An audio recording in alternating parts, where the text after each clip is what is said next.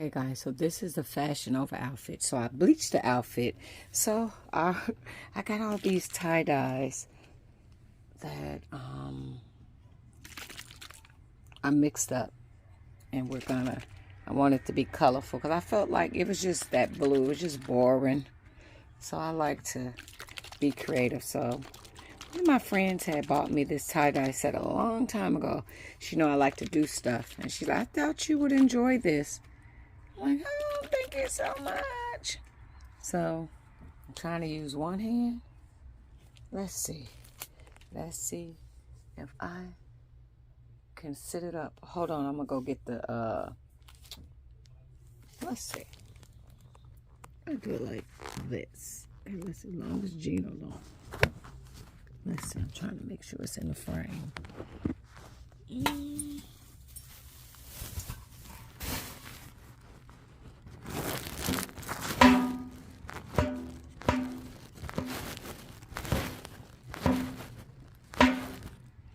Okay, so as long as Gino don't get in the frame.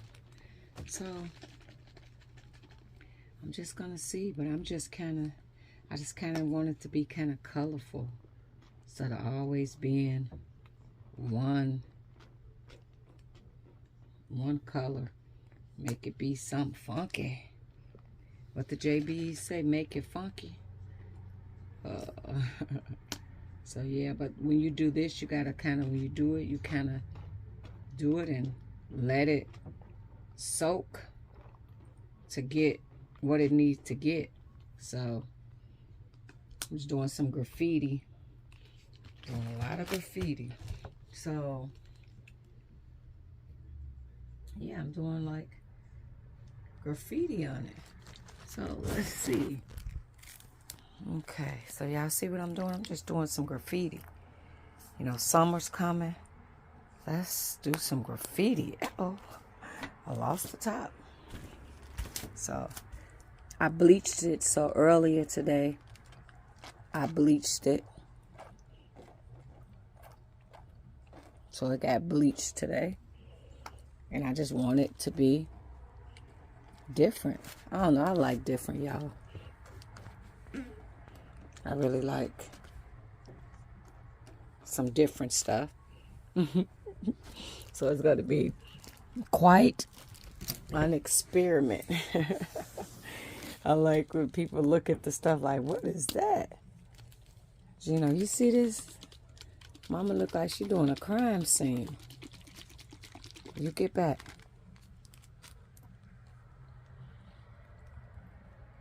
Yeah, get back, because there's some stuff going on right here. So, guys, yeah, I'm just doing this. And when I get done, kind of mixing these colors and kind of doing some little crazy graffiti to this outfit. And those are, I got a lot more colors, but these is just the ones I'm using now. And I'll come back. Alrighty. Okay, so I think that I'm satisfied on both sides with the colors. So the bleach, guys, I didn't do the rubber bands. I just pretty much, I take a bucket, sit it in a tub, put my bleach water, and I submerge this half in it and let that bleach. Then I'll skip this half, ball the pants up, submerge that half in it, and then do the legs. So I didn't do the rubber band trick. So I'm just going to roll this up, and I'm going to let this sit overnight because a lot of people leave it in a plastic. Let it sit overnight, and then tomorrow I will get ready to reveal it. But you want that color to soak up. So far, this is what it's looking like. And I'll see you guys tomorrow. Bye. 5, 4, 3, 2, 1, guys. Let go. Let go.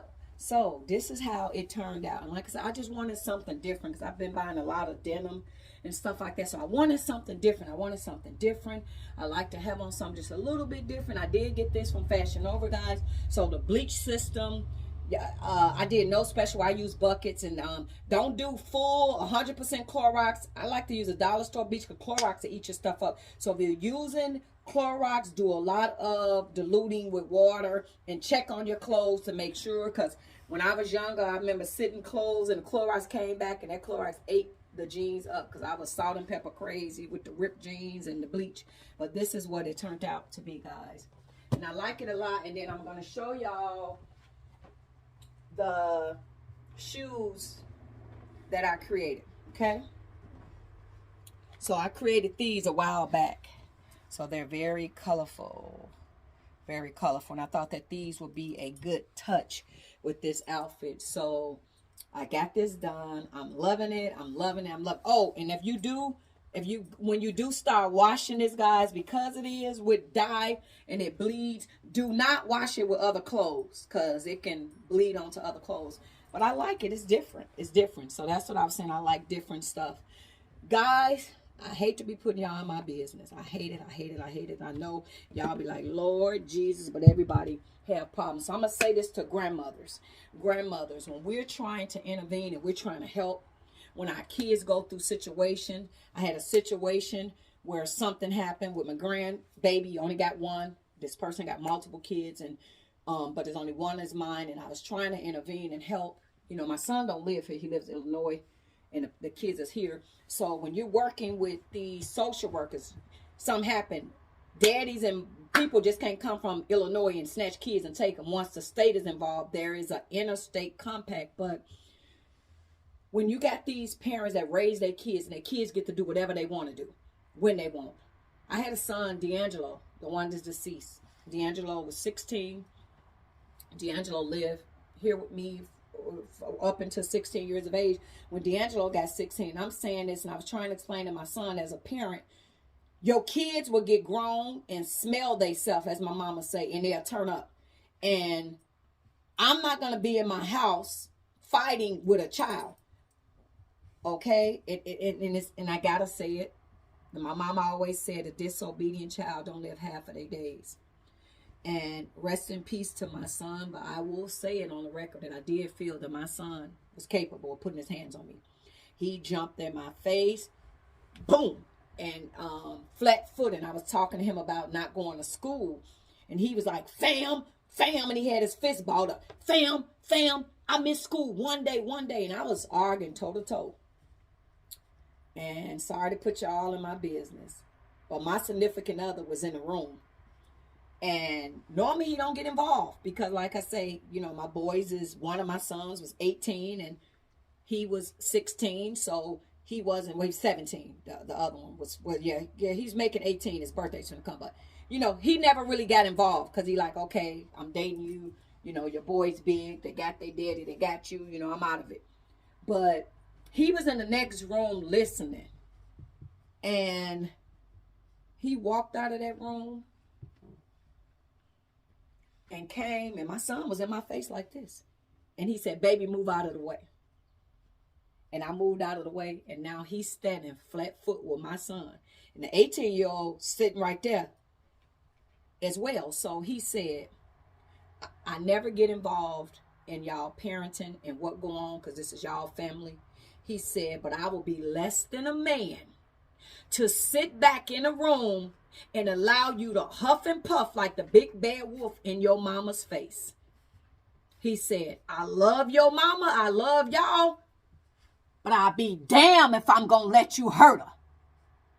And my older son don't want to admit it. But that man I was dating sensed fear also that my son would have hurted me. And he came. So now my son got tears rolling down his eyes. He's crying. Because now a man is letting him know. No. But me, be honest, my son didn't fear me. Like, okay, he bigger, whatever. So now, and I'm sorry and putting y'all in my bed. Then the 18-year-old jumped down. Boom. Ain't nobody gonna touch my brother.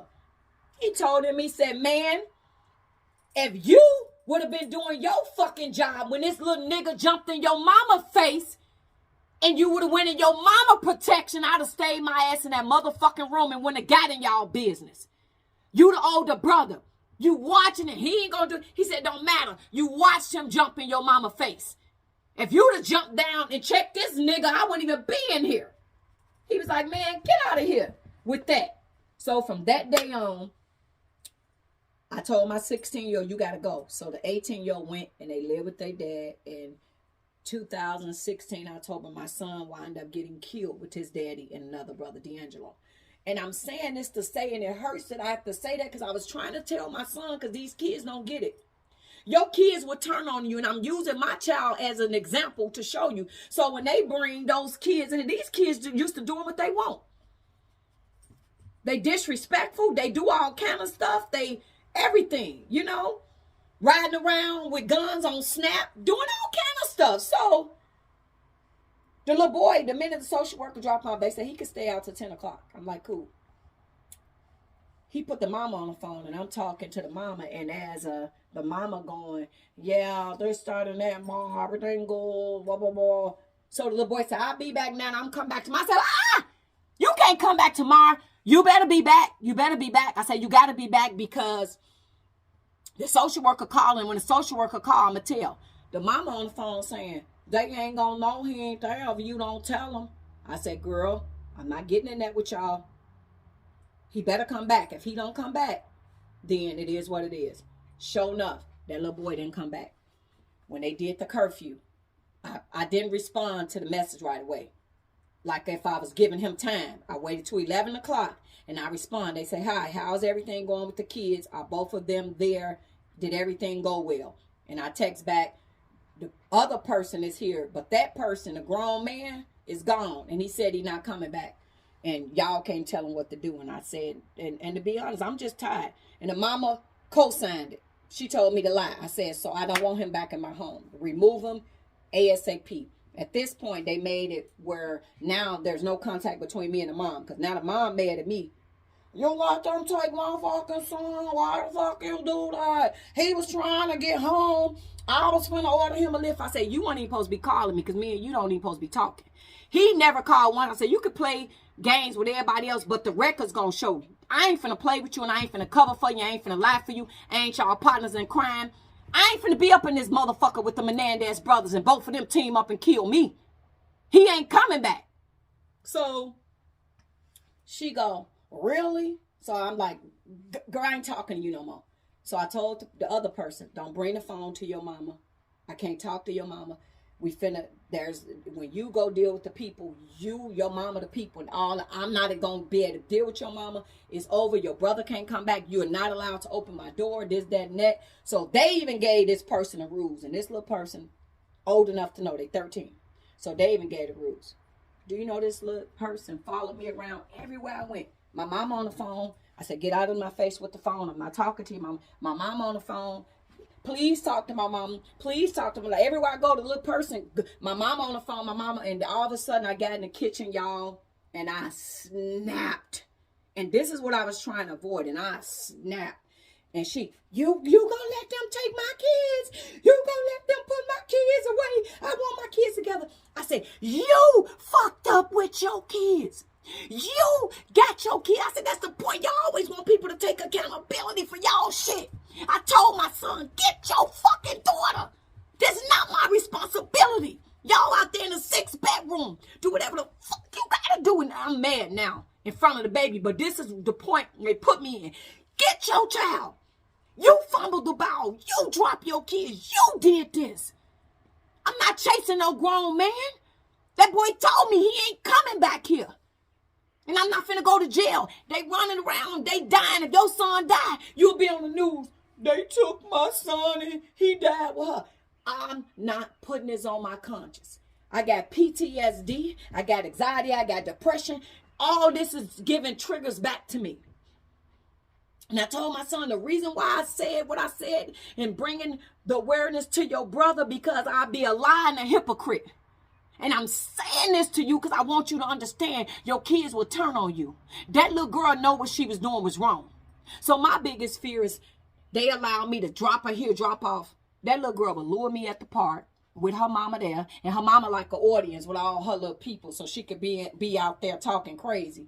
And the difference is, I'm going to be honest. In my mind, I've always been, I'm not a person that will bother somebody. And if I can avoid you, I can avoid you, but just the way we was raised, you protect yourself because bullies, and her mama's a bully. Bullies will keep messing with you. So I'm just thinking if I pull up to go get the little girl, and I'm telling the social worker this, And I pull up, here go her mom and 12 of her little people, because she want an audience. She like to show out. And I'm going to tell the little girl, get in the car. She going to say, wait a second, don't get in. She going to control it. So I told the social worker, I'm not in control. And the little girl proved that when she chased me down with that phone. And I was this close from snatching that phone and breaking it. And I said, I almost had a full flash anxiety. My chest tightened up, y'all. And my arms went numb. And I'm like, I'm not finna kill myself. I also went to the doctor, guys. I had a mammogram. I'm sorry to be putting you on this. And they found something. So I go back on June 1st. My mother died of cancer. So it's like, with everything that I got going on, but they'll make it like I'm the bad person. I told my son, I'm trying to save my life. And if B, and I'm not claiming it cancer, y'all, but if they say that I got cancer, I'm gonna need all the energy I have to fight cancer. I can't fight for no ruly kids that's raised different. They get to do what they want. It's all kind of stuff going on, but they will make it like I'm the bad person. So I had peace before I got this situation. And I'm sorry to be saying this to y'all, but I had peace before I got this situation. So I go to the doctor on June 1st. They're going to do the test. And they said they got to do 3 different tests. And at that day, they're going to let me know if I got cancer. Because what they saw, they was concerning. So I need the energy to fight for myself. Okay, if I can help kids that can, and it was only a short spell. I never signed up for the long haul because I ain't an old mother in the shoe and I don't want to raise nobody kids. So I told my son, get your shit together. You got a 6-bedroom, put her there. So the first thing he said, yeah, when she come here, we gonna get a restraining order on her mama, yeah. So, but my son, I think he in his feelings because I said what I said. And I'm like, you know how those kids is. And I'm being honest, I'm going on the record. Out of my whole life, y'all, I've never in my life seen kids as bad as hers. And I will take that and go to my grave and die with it. These kids is the baddest kids I've ever seen in my life. I'm not going to share a lot of stories with y'all, but it's just as far as personal. But they are the baddest kids I've ever came across in my life. And I'll be 50 on December 23rd. So right now, I got to fight for myself. But now, y'all, I'm the bad person. I'm the bad person. I did this and I had to get peace with God and say, God, you know, I had to do what's best for me. So I had the little girl removed. I said, because I can't, I'm too old to be worrying about protecting myself. I'm too, and you'll think that a mama would say, you know your son grown. You know your son don't live as 14. You know he live as a 25-year-old man. As a mother, you should say, you know what? He fucked up. And I told her, I'm going to be honest, the state don't care about little black boys. When I told them he couldn't come back, the social worker called him and told him, go somewhere safe and figure it out. I said, your son didn't kill nobody. He ain't got no warrant out for his arrest or nothing. He just probably listed as a runaway. He's going to run around. They ain't looking for him because they was. The boy went to school. They could have picked him up at the school. Let you know the state don't care about black boys. I said, so let him be a grown man and do what he been doing. Do what y'all been doing. Save this one that ain't grown, that can't fend for herself like he can. You created this problem because you allow your kids to live a grown life and you let them do whatever they want to do. These kids can come and say, Mama, can I spend the night with Abby Joe? Yep, go ahead. Mama, can I go over here? Yep. Mama, or they just go and don't come back and she ain't even gonna go looking for them. So it's unfortunate. But right now, I got to use my energy to fight for my life. And my son, I think he's in his feelings, but this not my problem. You running around being a mute daddy and you barely fucking open your mouth.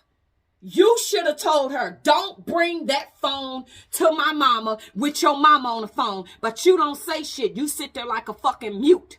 And anything these women do, you be, Mama, I can't say no. That's their decision. Mama, I can't say no. Their decision. Mama, I can't say no.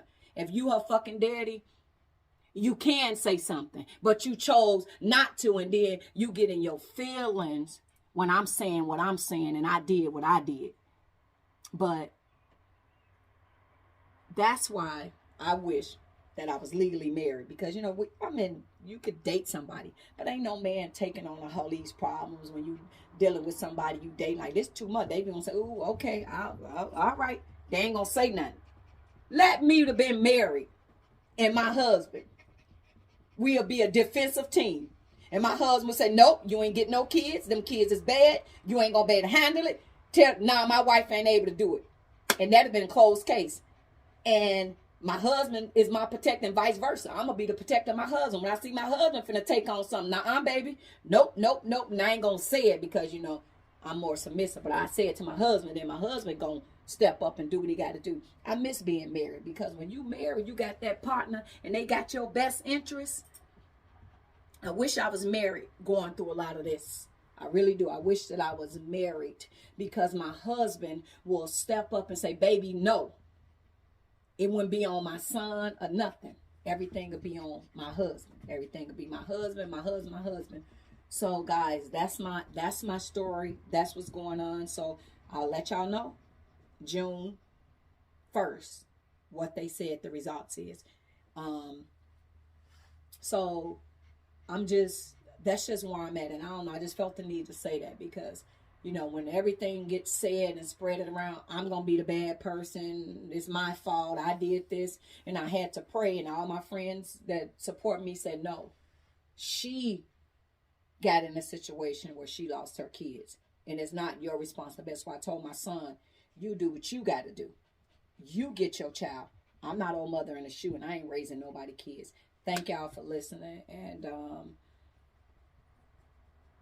Jesus. I'm under attack. And then, to be honest, like with I believe in manifestation. When you dealing with all this, you will get sick. Even if I ain't sick, even if I'm not sick, if I'm dealing with this, I will get sick. I will feel all the symptoms of pain. Cause I told you my chest was tightened up on me. So that's what's going on with me, guys. So if y'all don't see me a little bit, I'm dealing with things. And I'll talk to y'all later. Thanks for listening, guys. Bye.